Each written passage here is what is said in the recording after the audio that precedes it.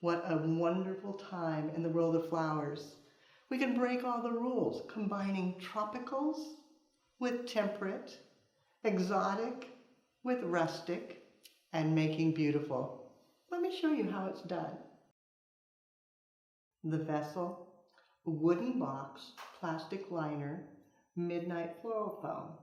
I've inserted it so that it's flush with the container because I'm going to work more vertically. The flowers, doing an eclectic combination. Chrysanthemums to give it that rustic look, but then heliconia and beehive ginger to give it a more exotic touch. Hypericum, and a few other things to make it special. When you're working with interesting things, something a little different, it oftentimes helps to focus on your elements and your principles as you're designing, because that way it all falls in place. So I'm going to use the beehive ginger for my emphasis. I'm going to cut it very short, and then it's got such a large stem, you're actually wise to cut it both ways.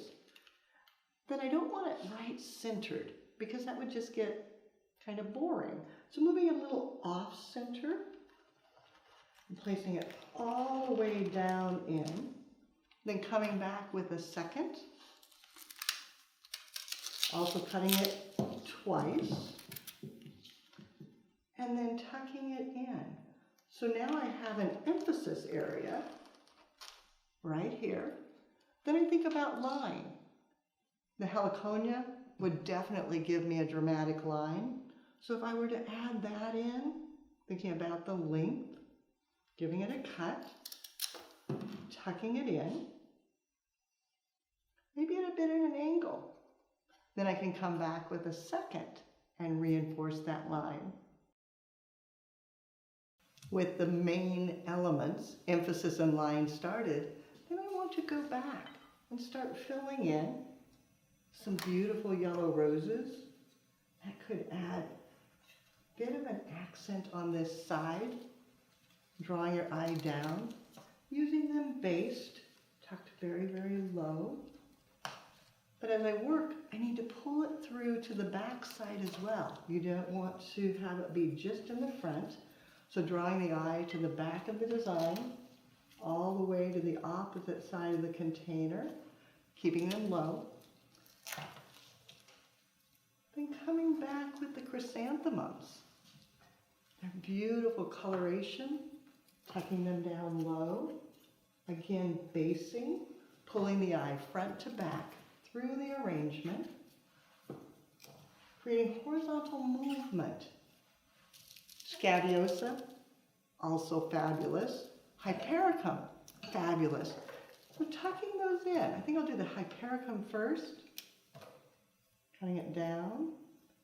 Adding a little lighter area right here in the center to draw your eye between the two. To finish, adding a little softening. Maybe some leucodendron. Picking up that color, letting it come out a bit to the side, filling in.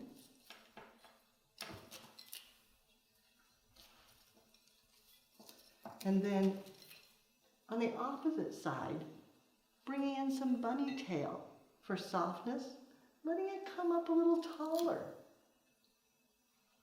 Extending outward from the ginger.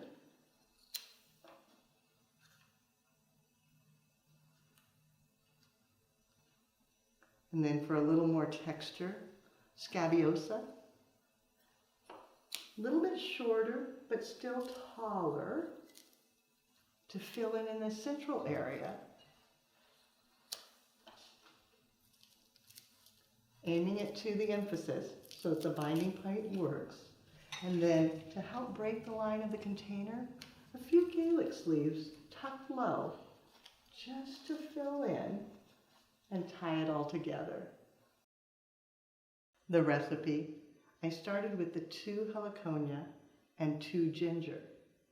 Then I added in 5 of the roses, 3 of the leucodendron, 7 scabiosa, 5 of the hypericum berries, 3 chrysanthemums, 7 of the bunny tail, and then 5 calyx leaves to finish it off. When you're creating with flowers that are maybe a little different than you normally use, don't forget, start with your elements and principles. You'll find more inspiration, more education, more instruction on the website, flowerschool.com. If you have questions, you can reach us through there. But now it's your turn.